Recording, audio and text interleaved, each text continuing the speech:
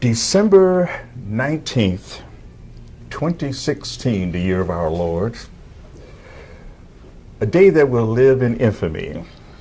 The Electoral College comes together, convened today to make it official in terms of the presidential election. We've had probably the most interesting, unpredictable presidential campaign in history, Mr. Congressman. Reflect on that for us, okay, just for a moment. Where are we with this situation? For me, I have actually hoped that this was a nightmare. I've had nightmares and things that have happened, and I wake up and say, oh, thank you, sweet Jesus, that was just a terrible dream. Well, I guess by now I should realize this is not a terrible dream, this is reality. There's so many different ways for me to look at this, especially since, even though today, the independence of the members of the Electoral College is so little known by Americans. Mm-hmm. When I was just over coffee saying, we really don't have a presidential-elect to my wife, she says, what do you mean? I said, well, nobody really voted for them. They voted for Electoral College. Mm-hmm. And she says, yes, I know that, but I don't think most Americans do. And the more I talked about it, the more people just didn't know the independence that these members have to vote for the person that they thought was the best for the United States of America, notwithstanding who they pledged to vote for. And that will send you to the Federalist Papers that were written in the main part by Alexander Hamilton, and wondering, why did we have this Electoral College on one hand and the popular vote on the other? Mm-hmm. And it's the same fear that you have and say, why does Rhode Island have one member of Congress and 2 senators? And you find so many of these states, 1 member of Congress and 2 senators, and find a state like California with 50 members and 2 senators. So when you look at this balance, you could see they must have been afraid that the large state would superimpose their rule over these others, and they wanted some degree of equality. Mm-hmm. Well, that's for the Congress.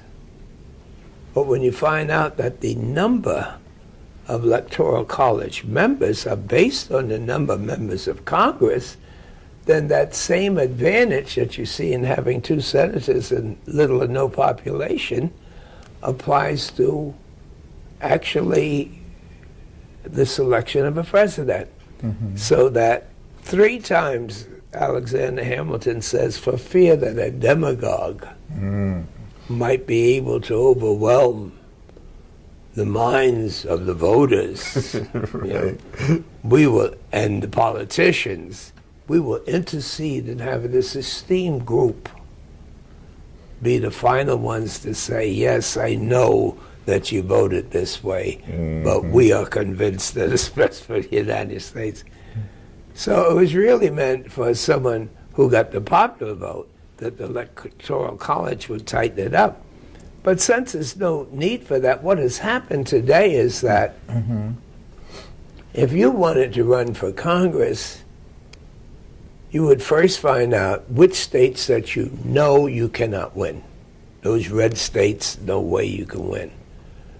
And then you would take a look at the blue states and say, you can never lose those states. Mm-hmm.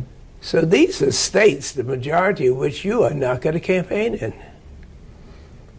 You're not going to put money where it's overwhelming, Exactly. where you overload. Mm-hmm. So you're going to these states that have these delegates there, and they're small states. And this is exactly what Trump did. The big states he left alone and not manipulated, but concentrated. on the smaller states. So he gets the overwhelming number of the Electoral College vote, which is exaggerated and does not reflect the population of the United States, and defeats a woman who has a 2.5 million more votes. Well, I introduced a bill, or at least I co-sponsored the bill with Senator Boxer, she's leaving too, in hopes not to overturn this election, but to at least have people know what they're voting for, because so few people know that it is today that the Electoral College is meeting in their state capitals and casting their votes. And there are also people telling them, please don't cast it for Trump, cast it for anybody else, but that's not in the best interest. So this is historic. We've never had a situation like this in our history. Never before. How do we move to change the situation? You just said that Hillary Clinton, nearly 3 million more votes than he received. Is this democracy at work? Well, this Constitution has been so flexible that I'm not in a position at this time to be knocking it at all. Because the worst thing that you can imagine is that when they were drafting it, it was just an extension of European thinking. They never thought for 1 minute that the slaves that economically built the country would be participating. They didn't think that slaves were human beings. They didn't think that if you didn't have property, you couldn't participate. If you weren't a woman, you couldn't participate. Yes. And God knows if you were a foreigner that was coming here and you weren't European, you couldn't participate. So that the flexibility has been such so that someone who looks like an African Obama can become president of the United States. I'm quite certain that the writers of the Constitution would say, hey, wait a minute. But if you take a look and say there's no need for the Electoral College vote now, and I would like to believe that it takes eternity. I mean, you need 3/4 of the states, 2/3 of the Congress, but it is a lesson in education as to what all people should know about their government. It's not going to be any changes now, and that's something else that just some groups that underappreciate the power of the electorate more than others. And believe me, this Congress, if someone wants to take a look about what America looks like, you got to see close to 50 members of color sitting in that House of Representatives. And so no one's going to believe it's the same Congress that we had before the Voting Rights Act. And one thing is clear, even though this new president has the ability to destroy a lot of things with the vacancies that exist now and will exist on the Supreme Court, they ain't taking those seats away from us. You know, in terms of just looking back, if you look at the whole Electoral College situation going back to slavery times, when the Constitution was being drafted, 3/5 of a person, what it meant in terms of the House of Burgess, you know, having some kind of safeguards, and the numerical superiority, and having their slaves counted as 3/5, but not when it comes to taxation. You know, let's just stay away from there. But in terms of having the proportional representation in Congress, they would have that because they could add 3/5 of a vote. Okay? It's just an extension of the lack of humanity that existed, one, when we took the country, and two, when we were building on the country. And the big fight as to whether or not people who are arrested in inner cities and are imprisoned in upstate areas, where they counted. That's you know? Right. That's right. And so that's merely an extension of what people would do in order to increase their number of representatives. Let's go back a little bit further in time. We say this is a day of infamy. Okay, what's another day of infamy in American history? Well, 1941, for example. You were, 11 years old yeah, then? but, you know, when you use words like infamy, it's days of having people of color have a stigma in a country that's written all over it, in God we trust, and that this is the land of the free and the home of the brave. Mm-hmm.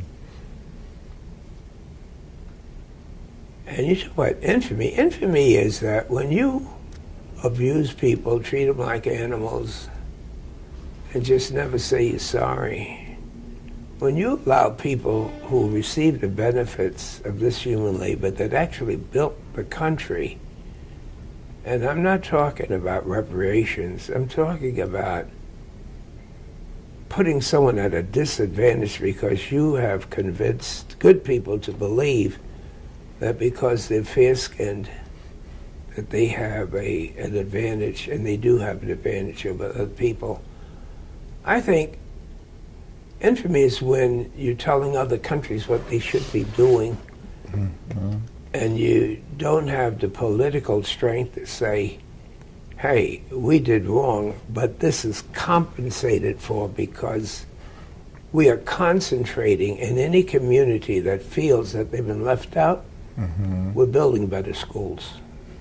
We're building better homes. We're building better because we want to make certain that we level the playing field. Yes. So that no kid goes to a job and feels that he or she is not going to get the job because there's someone white there. Mm-hmm. They will never know what's in your mind when you're about to hire somebody.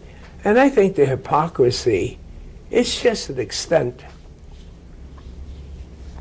of which issue are you talking about, because there's just so many instances of it in mm-hmm. this country. Yes. But I always conclude that this is the best country in the world to fight back and to succeed, and that no matter how much anybody is complaining, nobody's asking to leave this country and mm-hmm. go anywhere, and everybody that knocks us is still trying to get in. So that, you know, we have communist Chinese kids over there, Colombia, they don't want to go back home. and the government has sent them here, and they paid for their time here. So I have never really felt that a blow at the United States always meant they were after me. Mm. I mean, I could never understand how Roscoe Brown, when you mentioned 1941, yes. Well, when the Japanese and the Germans and the Italians attacked us, I had different names, derogatory names for all those, because it was taught in school. You're supposed to hate all these people because they hated us. Mm-hmm. But when my brother was fighting to leave the United States to go overseas, and Roscoe Brown was saying he wanted to fight in the area, I never felt that terms of patriotism.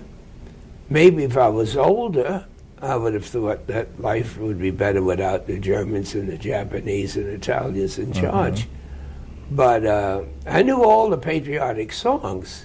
But when German prisoners were treated better in the southern states than our black men and women who had sacrificed their lives and put on the line, it's hard to justify why we feel different about this country. Another thing, too, is that when we became citizens and a part of this broad mosaic of colors and cultures, what did we bring to the table in terms of our culture? You know, sometimes I listen to the Irish, and they lie so much about these myths, and they're so happy about it. And I said, you know, I couldn't get away. I don't know any African songs. And I don't even know my name. No, we don't know where we're from. If someone was to say that we're going to give you $1 billion to go back to identify your homeland, you don't even get any of it. And how can someone take a human being and say, we're not even going to teach you to read?